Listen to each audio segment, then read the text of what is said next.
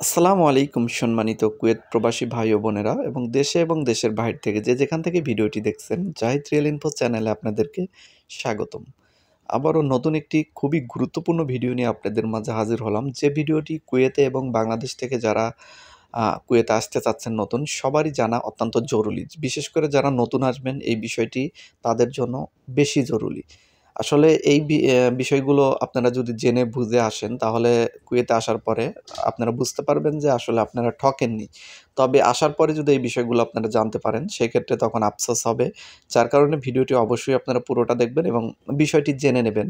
কারণ যে আপনাদের যদি সামান্য পরিমাণ উপকার করতে পারি এখানেই আমার সফলতা। তো চলুন আমি আপনাদেরকে বলি, আপনারা অলরেডি থাম্বনেইলে দেখে ফেলেছেন যে ২০২৪ সালে কুয়েতের সবচেয়ে ভালো ভিসা কোনটা, এই বিষয়ে কথা বলবো এবং যে ভিসাতে আসলে লাখ টাকার উপরে ইনকাম হবে। আমি 100% প্রুফ দিয়ে কথা বলার চেষ্টা করব আপনাদের মাঝে। কারণ যে আপনাদের ভুল তথ্য দিয়ে আসলে বিভ্রান্ত করা আমার উদ্দেশ্য না। তো যার কারণে আমি 100% লিগ্যাল তথ্য দেওয়ার আপনাদের চেষ্টা করি সর্বদা। আপনারা জানেন, যারা আমার সাবস্ক্রাইবার আছেন এবং যারা আমার ভিডিওগুলো নিয়মিত ফলো করেন, প্রিয় বন্ধুরা আপনারা সবাই জানেন যে আমি লিগ্যাল তথ্য দেওয়ার চেষ্টা করি।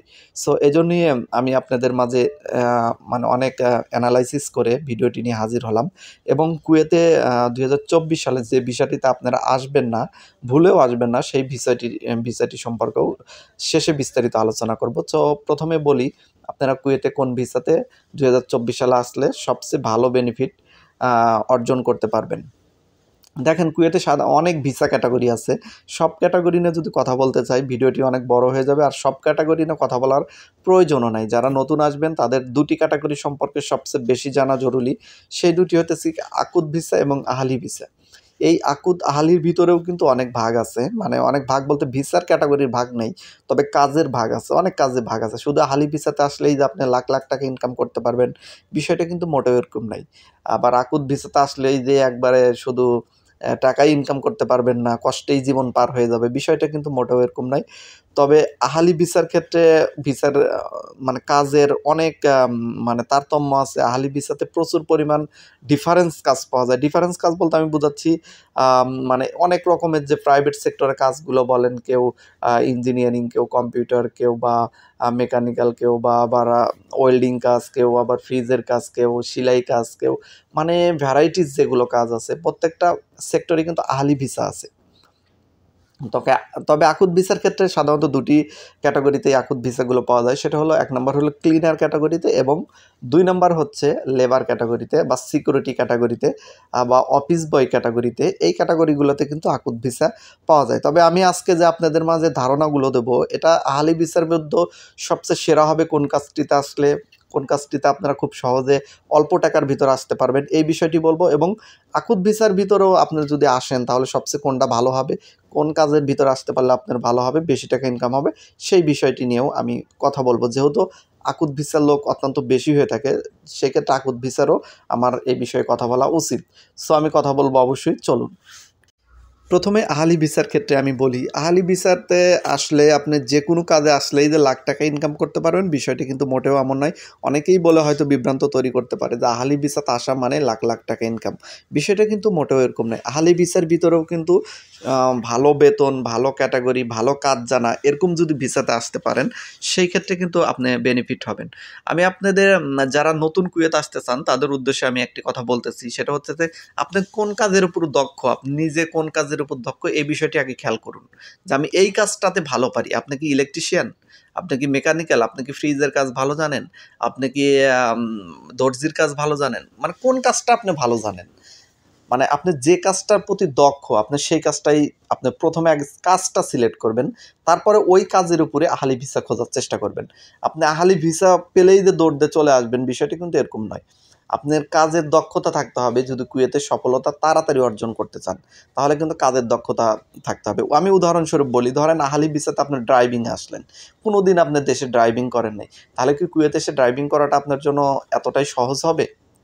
আপনি যদি আসেনও তারপরও কতটা স্ট্রাগল করতে হবে, কতটা সমস্যার ভিতর পড়তে হবে, তারপরে না হয় একটা সময় যা দাঁড়িয়ে যাবেন।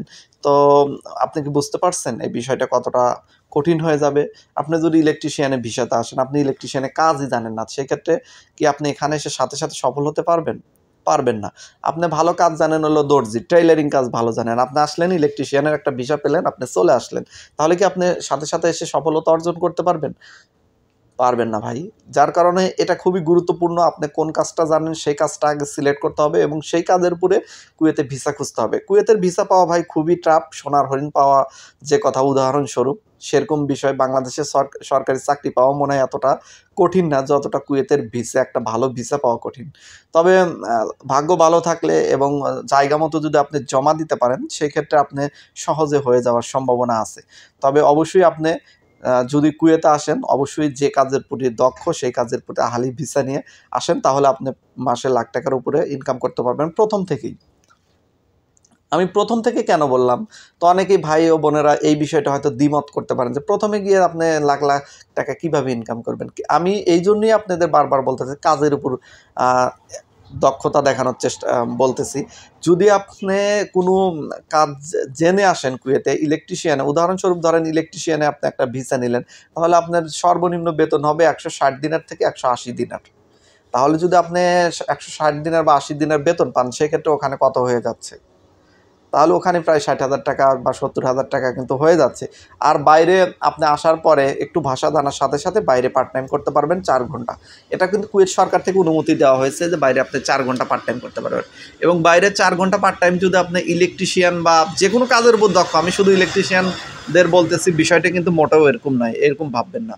ইলেকট্রিশিয়ান, মেকানিক্যাল বা যেকোনো কাজ আপনারা যে হাতের কাজটা জানেন, কম্পিউটারের কাজ জানেন বা অফিসের কাজ জানেন বা কম্পিউটার কোনো অংশের কাজ জানেন, এক্সেলের কাজ জানেন বা একটা সাইটের কাজ জানেন, আপনি যে কাজটা জানেন না কেন, বা আপনি মানে মোবাইল মেকানিক বা মোবাইলের ওয়ার্কশপ সম্পর্কে ভালো ধারণা আছে বা যে কোনো দোকান সম্পর্কে ভালো ধারণা আছে, আপনি যে কোনো কাজ জানেন না কেন, সেই কাজটির দক্ষতা যদি আপনি দেখাতে পারেন, সেক্ষেত্রে কিন্তু এখানে ভালো একটা পার্ট টাইম স্যালারি আপনার আসবে। ভালো পার্ট টাইম স্যালারি বলতে আপনি কুয়েতে একটি জিনিস আপনারা মনে রাখবেন, সেটা হচ্ছে আপনি যে কাজের উপর আসবেন, যে ভিসাতে আসবেন, সেখানে আপনার স্যালারি একটু কম হতে পারে, কিন্তু বাইরে যখন পার্ট টাইম করতে যাবেন আপনার ডিমান্ড অত্যন্ত বেশি। আপনি ৪ ঘন্টাতে বেতন ১০০ দিনের উপরে পেয়ে যাবেন যদি আপনি কোনো কাজের উপর দক্ষ থাকেন। এটা যে কোনো কাজ হলেই হবে। তো যদি এই ১০০ দিনার হয়, তাহলে আপনি ওখানে যদি ১৬০ দিনার বেতন পান, তাহলে কিন্তু ১ লাখের উপর চলে যাচ্ছে। আপনি হিসাব করে দেখেন, ১ লাখের উপর চলে যাচ্ছে। বর্তমান কুয়েতের টাকা রেট ৪০০ প্লাস। তো এই হিসাবে হিসাব করে দেখেন যে ১৬০ দিনে প্লাস ১০০ দিনার হলে ২৬০ দিনার হয়ে যাচ্ছে, ১ লাখের উপরে টাকা চলে যাচ্ছে। তো আপনি যদি হালি ভিসাতে কাজের উপর দক্ষ কোনো ভিসাতে আসতে পারেন, সেক্ষেত্রে কিন্তু আপনার লাখ টাকা ইনকাম করা মোটামুটি সহজ হয়ে যাবে।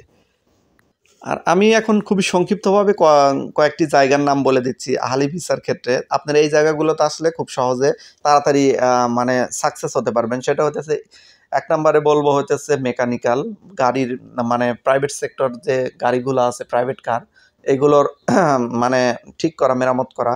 ২ নম্বর হলো ফ্রিজের কাজ। ৩ নম্বর হলো রিফ্রিজারেটর বা এসির কাজ।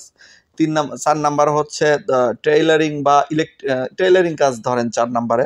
টেইলারিং কাজ ভালো জানলেও এখানে ভালো টাকা ইনকাম করা যায়। ৫ নাম্বার হচ্ছে ইলেকট্রিশিয়ান, যেটা ইলেকট্রিক্যালের কাজ বলা হয়, কারেন্টের কাজ। ৬ নাম্বারে হচ্ছে যারা মানে ভালো রাজমিস্ত্রি, বাংলা ভাষায় যেটা রাজমিস্ত্রি বলে, এখানে মানে দেখা যাচ্ছে কনস্ট্রাকশনের কাজ বলা হয়। ভালো কনস্ট্রাকশন কাজ যারা জানেন তারা। ৫ নাম্বার হচ্ছে খাবার ডেলিভারি বয়।